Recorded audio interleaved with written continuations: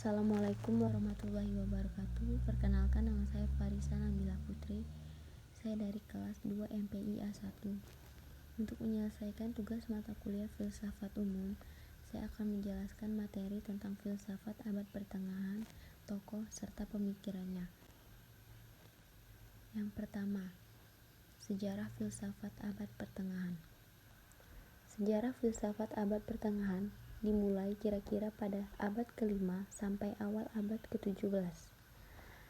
Para sejarawan umumnya menentukan tahun 476, yakni masa berakhirnya kerajaan Romawi Barat yang berpusat di kota Roma dan munculnya kerajaan Romawi Timur yang kelak berpusat di Konstantinopel atau yang sekarang disebut dengan Istanbul. Sebagai data awal zaman abad pertengahan dan tahun 1492 atau pada tahun penemuan benua Amerika oleh Columbus sebagai data akhirnya. Masa ini diawali dengan lahirnya filsafat Eropa, sebagaimana halnya dengan filsafat Yunani yaitu mempengaruhi oleh kepercayaan. Maka filsafat atau pemikiran pada abad pertengahan pun dipengaruhi oleh kepercayaan Kristen. Yang kedua, tokoh-tokoh filsafat abad pertengahan. Yang pertama yaitu Plotinus pada tahun 204 sampai 270 Masehi. Yang kedua ada Augustinus pada tahun 354 sampai 430 Masehi. Yang ketiga ada Anselmus pada tahun 1033 sampai 1109 Masehi. Yang keempat ada Thomas Aquinas pada tahun 1225 sampai 1274 Masehi. Riwayat hidup Agustinus. Agustinus lahir pada 13 November 354 di Tagaska. Wafat di Hippo pada tahun 28 Agustus 430. Nama ayahnya ialah Patricus dan nama ibunya ialah Monica. Ia berpendidikan yang mula-mula diterimanya dalam bidang gramatika dan aritmatika. Tatkala berumur 11 tahun, ia dikirim ke sekolahan Madaurus. Pada tahun 370, karena bantuan kawannya yaitu Romanius, ia pergi ke Karthago. Pada tahun 371, ia tinggal bersama guru wanita yang melahirkan anak untuknya yang bernama Adeodatus. Dan pada tahun 373 sampai 374 dia mengajar di Tagaska dan 9 tahun berikutnya ia mengajar di Kartago.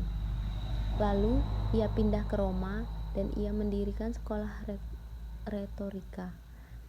Dan tahun kemudian ia mendirikan sekolah di Milan. Selanjutnya tobatlah ia pada hari Paskah pada tanggal 25 April 378 Masehi. Beserta anak-anaknya, Adeodatus dibaptiskan. Selanjutnya pada tahun 391, ia ditahbiskan menjadi pendeta. Dan pada tahun 395 sampai 396, ia ditahbiskan lagi menjadi uskup di Hippo. Lalu pada tanggal 28 Agustus 430, Augustinus meninggal dalam kesucian dan kemiskinan. Lanjut tentang ajaran-ajaran filsafat Augustinus. Yang pertama tentang Tuhan dan manusia. Yang kedua tentang teori pengetahuan. Yang ketiga tentang teori tentang jiwa. Adapun peran penting Augustinus. Yang pertama, Augustinus dianggap telah meneletakkan dasar-dasar pemikiran abad pertengahan. Yang kedua, ia mengadaptasikan Platonisme ke dalam idea-idea Kristen. Yang ketiga, ia memberikan formulasi sistematis tentang filsafat Kristen. Yang keempat, filsafat Augustinus merupakan sumber atau asal-usul reformasi yang dilakukan oleh Protestan. Yang kelima, sejak zaman Augustinuslah orang Barat lebih memiliki sifat introspektif. Yang keenam, atau yang terakhir, karena Augustinuslah diri dalam hubungannya dengan Tuhan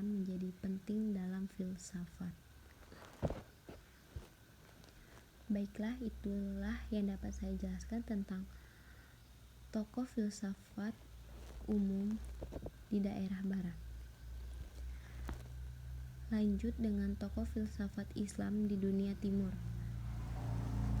Tokoh-tokoh Islam di dunia timur yang pertama, Al-Ghazali pada tahun 1050 sampai tahun 1111 Masehi. Yang kedua ada Suhrawardi pada tahun 1158 sampai tahun 1191 Masehi. Yang ketiga ada Ibnu Khaldun pada tahun 1332 sampai 1406 Masehi.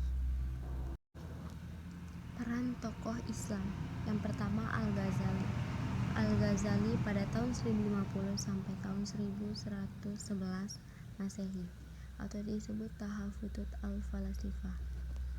Pokok pemikiran dari Al-Ghazali adalah tentang Tahafutu al-Falasifah atau keracunan berfilsafat, di mana Al-Ghazali menyerang para filosof-filosof Islam berkenaan dengan keracunan berpikir mereka. 3 di antaranya menutur Al-Ghazali menyebabkan mereka telah kufur, yaitu tentang qadimnya alam, pengetahuan Tuhan, dan kebangkitan jasmani. Yang kedua, peran tokoh menurut Suhrawardi pada tahun 1158 sampai tahun 1191 Masehi atau disebut dengan Isyraqiyah atau Illuminatif.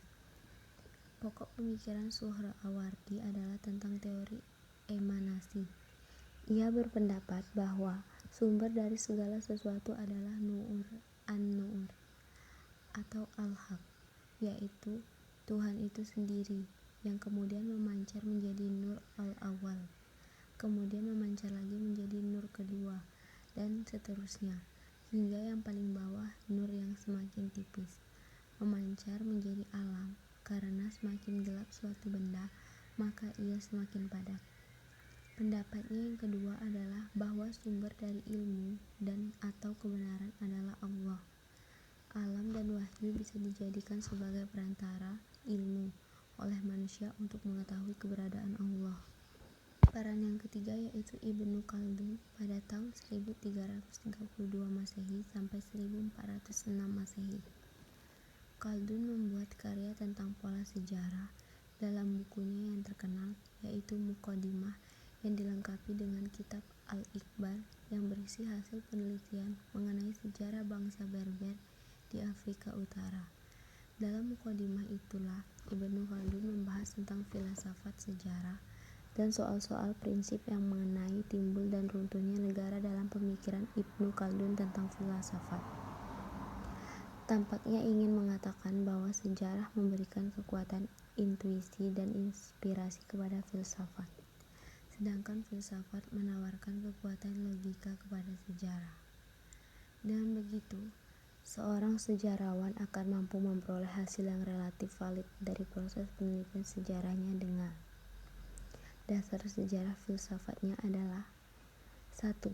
Hukum sebab akibat yang menyatakan bahwa semua peristiwa, termasuk peristiwa sejarah, berkaitan satu sama lain dalam suatu rangkaian hubungan sebab akibat.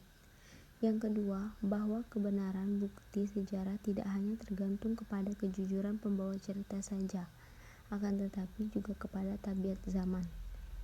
Karena hal ini para cendekiawan memberinya gelar dan titel berdasarkan tugas karyanya serta kreatifnya di bidang ilmiah. Demikian itulah penjelasan saya. Mohon maaf jika ada salah kata, lebih dan kurangnya saya mohon maaf. Terima kasih.